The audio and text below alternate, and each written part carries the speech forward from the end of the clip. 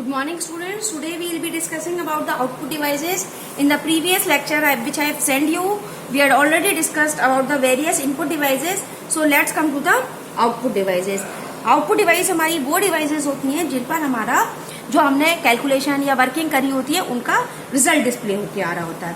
तो बेसिकली जो output device जो दो यूज करते हैं that is your monitor and printer. आप कभी भी कुछ भी कैलकुलेशन कर रहे हैं, कोई भी प्रोग्राम डिजाइन करते हैं तो उन सबका रिजल्ट हम कहाँ व्यू कर रहे होते हैं. बेसिकली हम सबसे जो बेसिक है वो यूज कर रहे होते हैं मॉनिटर. अब यदि हम मॉनिटर्स के केस पे आते हैं तो आप इसे विजुअल डिस्प्ले यूनिट भी बोलते हैं. ये आपकी 3 टाइप्स के मॉनिटर्स हम यूज करते हैं. जो पुराने जमाने में हम पहले ही यूज करते आ रहे थे वो तो CRT that is cathode ray tube monitor. उसके बाद जो हमारे पास एडवांस आए दैट इज LCD और जो हम एट प्रेजेंटली जो यूज कर रहे हैं दैट इज LED. एक चीजों की वर्किंग में डिफरेंस क्या होता था, पहले ये बहुत बड़ा पीछे बल्कि सा एरिया बना होता था जहां हम कैथोड रे मॉनिटर यूज करते थे.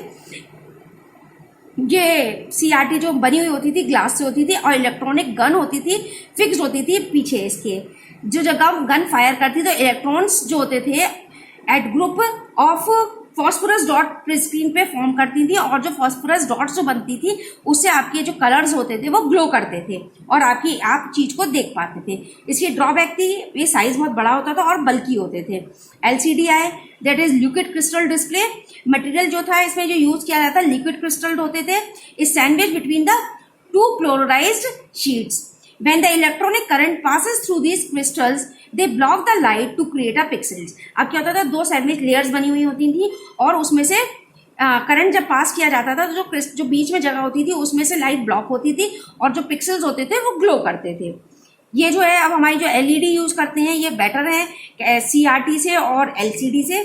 क्वालिटी बेटर होती है, पिक्सल्स बहुत पास होते हैं जिससे कि पिक्चर क्वालिटी बहुत बेटर होती है और बहुत ज्यादा लाइट वेट होते हैं. अब आते हैं next is your category of printers. Printer again आपकी आउटपुट डिवाइस है जो आपको हार्ड कॉपी देती है, मीन आपको पेपर पे उसका रिजल्ट देख सकते हैं अपनी चीज का. जो हम पुराने यूज करते आ रहे हैं आपके प्रिंटर 2 कैटेगरी में हम डिफाइन कर सकते हैं, impact printer and non impact printer. Impact printers are also called character printer. ये इसकी मैकेनिज्म जो होती थी वो सिंपल आपकी टाइपराइटर की तरह होती थी. ये करेक्टर्स या इमेज को फॉर्म करते थे बाय इसमें सिंपली आपके पास एक तरीके से एक हैमर होती थी जिसपे करेक्टर्स होते थे और जब आप उसे हिट करते थे तो जो करेक्टर जो होता था वो आपके जाके पेपर पे कलर का इंप्रेशन छोड़ता था. रिबन होता था बीच में जो आपके जब हिट करते थे रिबन, कार्बन पेपर जो होता है ना आपका उसी तरीके से रिबन होता था जब उसका जो इंप्रेशन था वो आपके पेपर पे आता जाता था. ये जो है नेक्स्ट इसमें जो इम्पैक्ट प्रिंटर आते हैं इसमें 2 तरीके के आते हैं, डॉट मैट्रिक्स और Daisy wheel printer. Dot matrix में सिंपल हैमर पे करेक्टर होते हैं और जो इससे बेटर क्वालिटी थी प्लास्टिक से या मेटल से बने होता था, रो व्हील बना होता था जिसपे करेक्टर से इम्पोज होते हैं. जैसे आप देखते हो वो डेट वाली स्टैम्प पैड जो होता है उसी तरीके से होता है. तो डॉट मैट्रिक्स प्रिंटर जो है वो बहुत ज्यादा नॉइजी होते हैं बट लेस एक्सपेंसिव होते हैं. प्लस इसकी जो करेक्टर एक एक करके प्रिंट करते हैं, जो स्पीड मेजर करते हैं करेक्टर्स पर सेकंड में मेजर की जाती है इसकी स्पीड.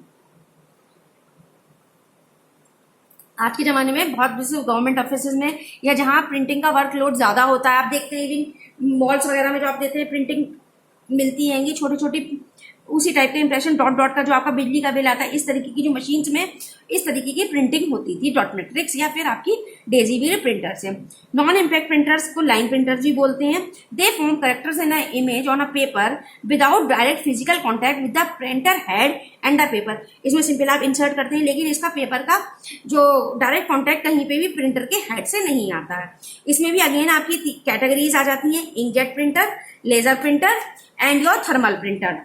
3 आते हैं आपके. इंकजेट होता है इसकी स्पीड कम होती है इसमें क्योंकि पेज की स्पीड वाई प्रिंट करते हैं तो the speed can be measured in lines per minute और you can and page per minute.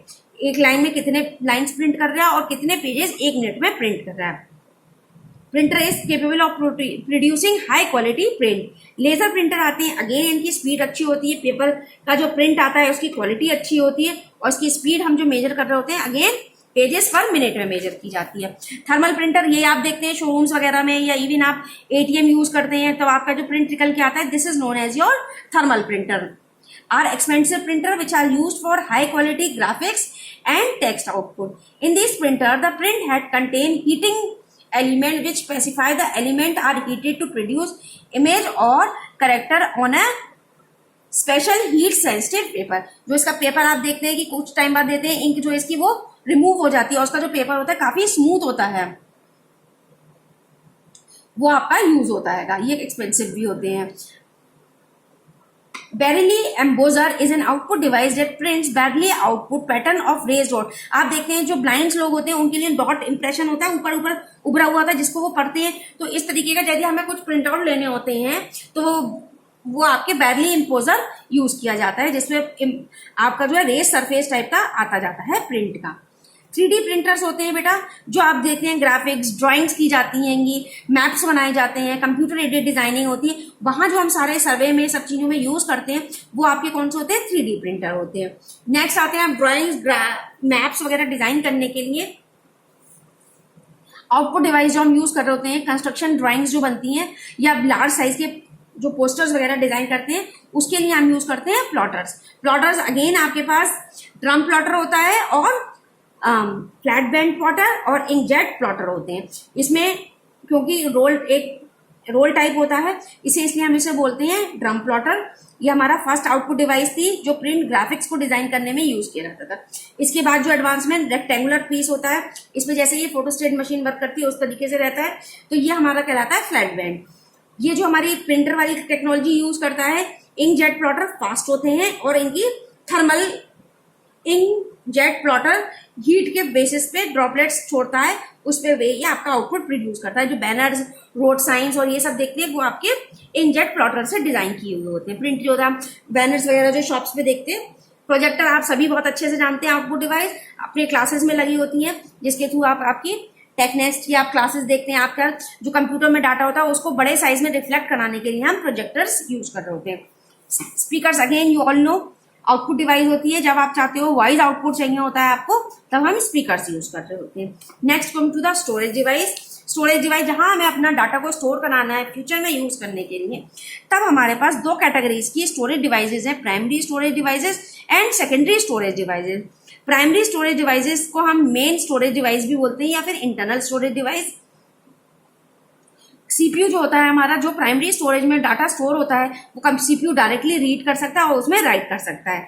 आपकी जो प्राइमरी स्टोरेज भी आपकी दो टाइप्स की होती है, रोम एंड रैम। जो हमें इंस्ट्रक्शन कंप्यूटर ऑपरेटिंग सिस्टम में दे रखे होते हैं, जब आप स्टार्ट करते हो तभी वो लोड करना शुरू कर देता है, उस मेमोरी को आप बोलते हो रोम, रीड ओनली इंस्ट्रक्शन। उसके अंदर एक बार लिख दिए गए हैं, आप उनको चेंज नहीं कर सकते।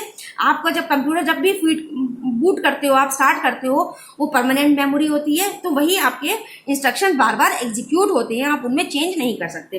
रोम आपकी अगेन तीन कैटेगरी में आती है। प्रोम आपने प्रोग्राम में आपने रिकॉर्ड कर दिया उसके अंदर एक बार, that can not be change.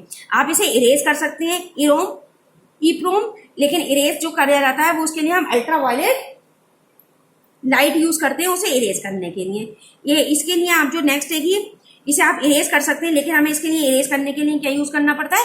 Electrical signals use कर सकते हैं आप। रैम आती है आपकी स्टोर्स डाटा इंस्ट्रक्शन, टेम्परेरी होता है। जैसे ही एक बार आप कंप्यूटर को ऑफ कर देते हैं, आप में जो भी चीज आपके रैम में होती है वो वॉश ऑफ हो जाती है।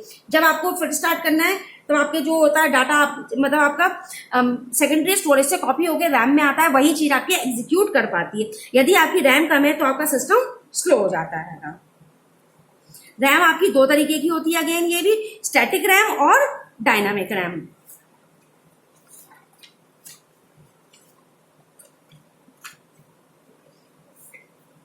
कैश मेमोरी होती है, ये आपके सीपीयू का पार्ट होती है, जहां आपका प्रोसेसर होता है उसी के साथ होती है। ये मेमोरी आपकी इंपॉर्टेंट मेमोरी होती है जो आपको बताती है कि आपका जो जब आप कॉपी कर रहे होते हैं रैम में, तो रैम से भी ज्यादा जो फास्ट चीज है वो हमारी होती है cache memory. It is another type of high speed electronic memory which is present between the RAM and CPU. तो ये क्या है?